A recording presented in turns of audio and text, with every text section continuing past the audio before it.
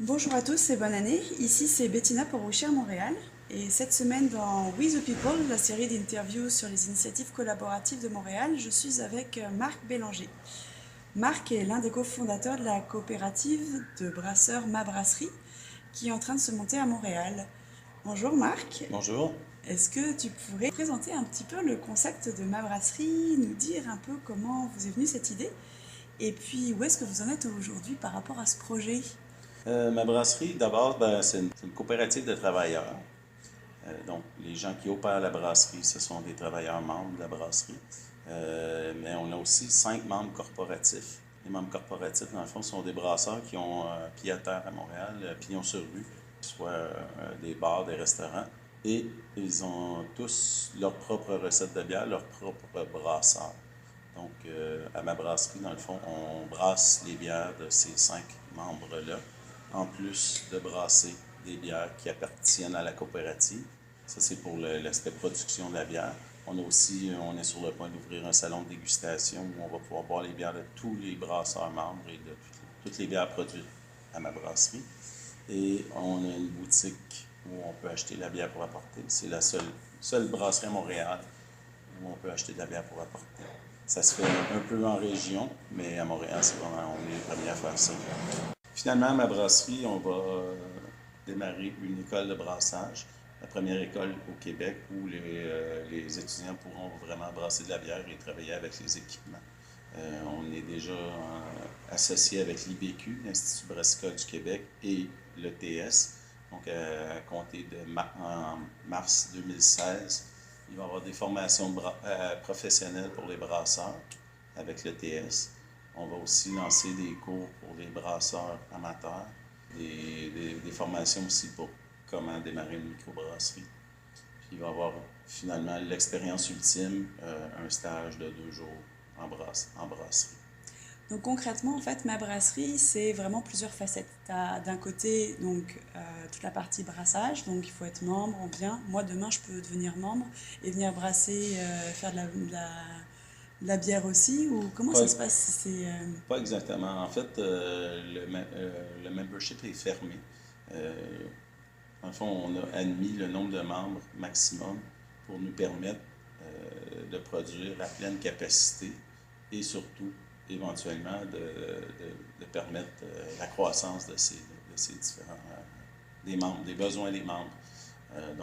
Si on acceptait d'autres membres aujourd'hui, on se mettrait dans une situation où on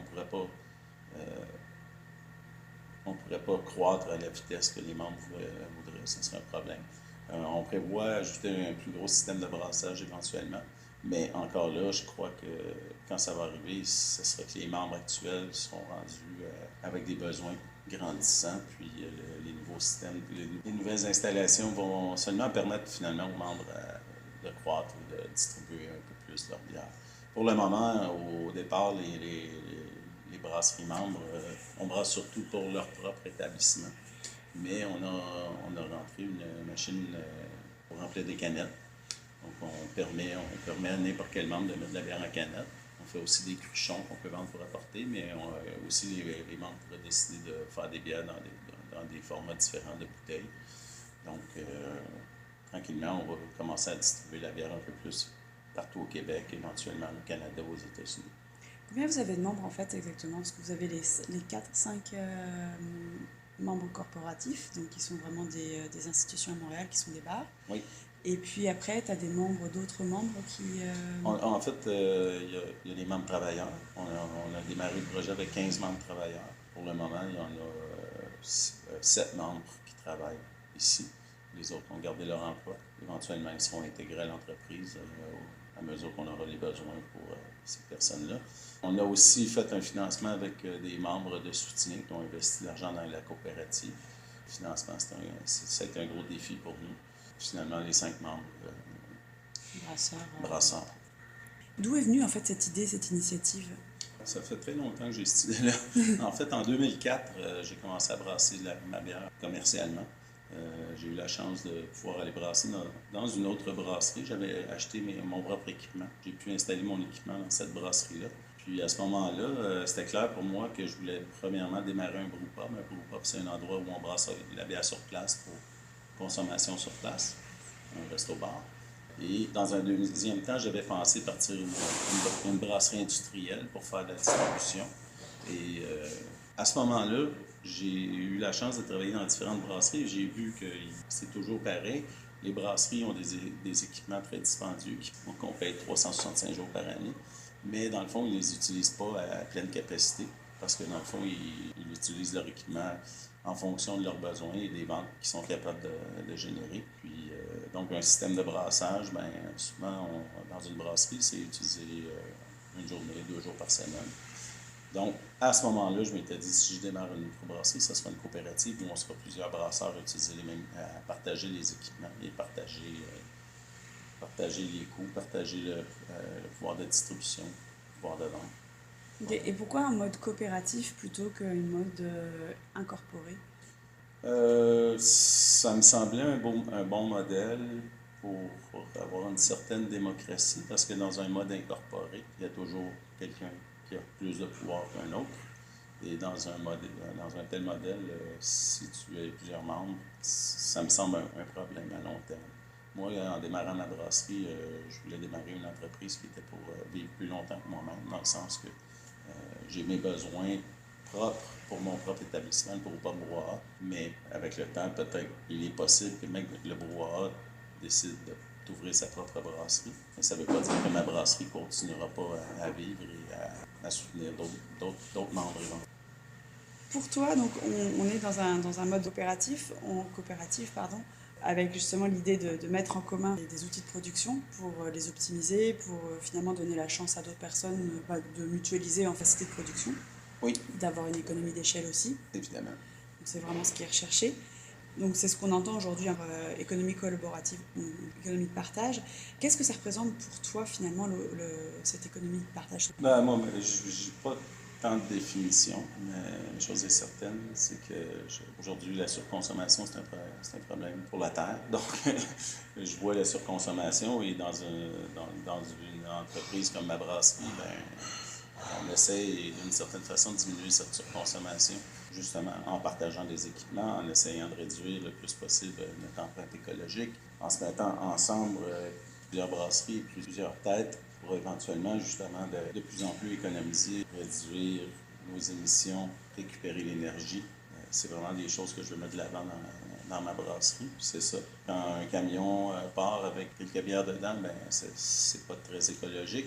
Quand un camion part plein de bières de 5 brasseurs différents, c'est clair que c'est mieux. Et ça fait des véhicules de moins sur la route. Pour toi, là, deux impacts prioritaires, c'est effectivement des économies d'échelle pour les membres, et puis derrière, tout ce qui est en fait au niveau écologique, donc empreinte... Niveau écologique et aussi réduction des achats. C'est éco, donc c'est économique et écologique. Exactement. C'est bon. Ça fait combien de temps que ça a démarré entre l'idée de 2004, on est en 2016 maintenant? Beaucoup d'années finalement, ça fait plusieurs années. Ça fait plusieurs années, c'était l'idée. Moi, j'ai démarré le Brewpub Brouhaha en 2008 et j'ai commencé à faire le plan, faire l'architecture de ce projet-là. Voilà, 3 ans maintenant, même plus que 3 ans, 3 ans et demi. J'en ai parlé à mes partenaires, puis voilà, c'est quelque chose que je voulais mettre sur pied. Ça m'a pris presque 1 an de faire le plan d'affaires et penser à comment ça pouvait fonctionner une entreprise pareille. Ensuite, quand ça a été terminé, j'ai trouvé le local. Puis ça fait maintenant 2 ans et demi que nous sommes locataires ici. Ça a pris 2 ans et demi avant de démarrer. On a eu notre permis de brassage récemment, en octobre 2015. Et justement, donc, à 2 ans et demi, c'est long et c'est court, parce que vu la taille la taille du projet et puis tout ce qu'il y a à l'intérieur, en fait, moi j'aimerais bien que tu nous dises un petit peu, c'est qu'est-ce qui pourrait aider, enfin qu'est-ce qui t'aurait permis en fait d'aller plus vite? Est-ce qu'il y a des choses qui t'auraient permis d'aller plus vite? Qu'est-ce que tu verrais en fait comme opportunité pour d'autres projets, pour les aider en fait à aller à maturité, enfin en tout cas à se lancer plus rapidement? Nous, vraiment, ça a été des problèmes financiers. Ça a été assez difficile. Premièrement, on a été forcé de faire une demande de projet spécial à la ville, comme une dérogation sur le zonage pour pouvoir avoir cette boutique et ce salon de dégustation dans un espace industriel. Ma brasserie est installée dans un quartier industriel, mais le quartier industriel est enclavé dans une zone résidentielle. Donc, il a fallu ça a pris 10 mois pour obtenir le droit d'opérer et la brasserie et le salon de dégustation. Ça a été long. Pendant ces 10 mois-là, on a été forcé de payer notre loyer. Ça nous a causé vraiment un trou financier qui a été très difficile à combler. Le financement, c'est très difficile pour une coopérative. C'est surtout pour un projet de cette envergure. Les banques traditionnelles ne prêtent presque pas aux coopératives. En fait, ils ne comprennent pas du tout le modèle coopératif. La coopérative, normalement, les membres sont protégés personnellement de problèmes financiers de l'entreprise. Et à ce moment-là, un banquier, pour lui, s'il n'y a pas personne qui signe en garantie, habituellement, il ne prête pas. Donc, on a eu de la facilité à obtenir du financement qui viennent de fonds dédiés aux coopératives, mais pour conclure notre financement avec une banque traditionnelle, ça a été très, très complexe. Très long. Ça nous a coûté très cher. Chaque mois qui passait, dans le fond, nous faisait reculer par rapport au projet. Donc vous perdez de l'argent parce qu'il y a tous les intérêts à payer, etc. Exactement. Puis, donc, on payait notre loyer, on perdait de l'argent, puis il fallait toujours trouver plus d'argent pour combler ce déficit. Et ça a été très long avant d'avoir assez d'argent pour dire on lance la construction. Parce qu'ici, le local était complètement vide. Il n'y avait même pas d'électricité. Il n'y avait rien. Okay. On part de zéro. Donc c'est une coquille vide à construire avec tout ça. Il faut vraiment venir voir parce que c'est le travail qui a été fait pendant tous ces 2 ans finalement. C'est quand même du temps bien utilisé. Donc concrètement au niveau du financement, il y a les membres de soutien dont tu parlais tout à l'heure. Il y a la partie des aides de financement aux coopératives. Est-ce que tu as des exemples de noms que tu pourrais nous donner? Bien sûr, il y a le RISC et le Réseau d'investissement social du Québec. Il y a la fiducie du chantier d'économie sociale. C'est les deux fonds qu'on a eus relativement facilement. La CEDEC nous a aidés avec des fonds pour des coopératives. On a obtenu aussi une subvention du FIES, je ne me souviens pas exactement c'est quoi, Fonds d'investissement de l'économie sociale, et finalement une subvention de la Ville de Montréal pour les améliorations locatives du bâtiment. C'était aussi une subvention pour l'économie sociale. Donc ça, c'est les fonds qu'on a obtenus, en plus de gagner une bourse au concours entrepreneur en action. Super. Et sinon, notre financement, on a appelé nos amis et nos connaissances pour investir de l'argent au privé.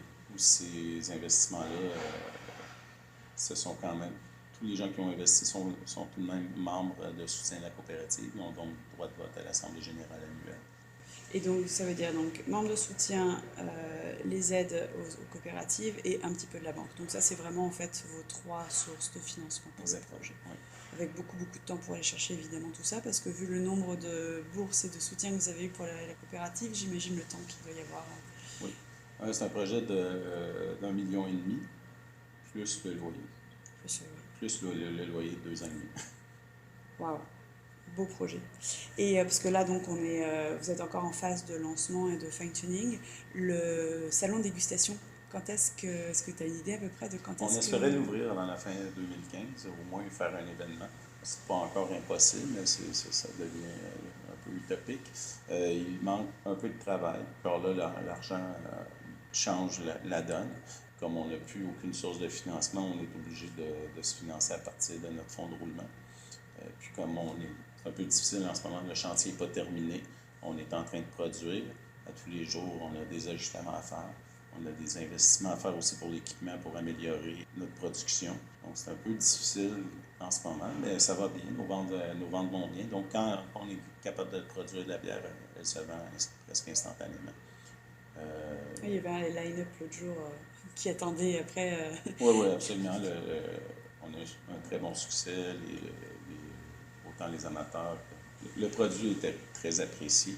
La brasserie était très attendue. Le projet, tout le monde en a parlé pendant ces 2 années et demie. Je veux dire, avant même d'ouvrir, on avait 4000 fans Facebook, avant même d'ouvrir, qui suivaient le projet, qui attendaient juste qu'on ouvre. Donc, pour ça, c'est le fun.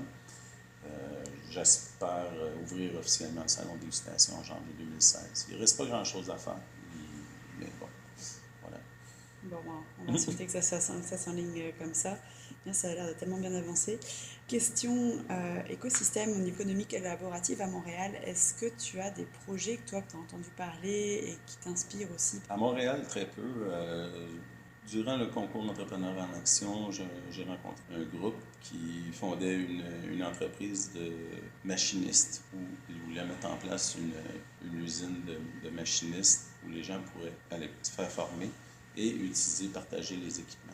Donc, n'importe qui veut aller travailler le métal peut arriver là en tant que membre et utiliser les équipements. Ça, c'est la coop, c'est fait. C'est pas encore démarré. Je pense qu'ils ont les mêmes problèmes que nous au niveau du financement.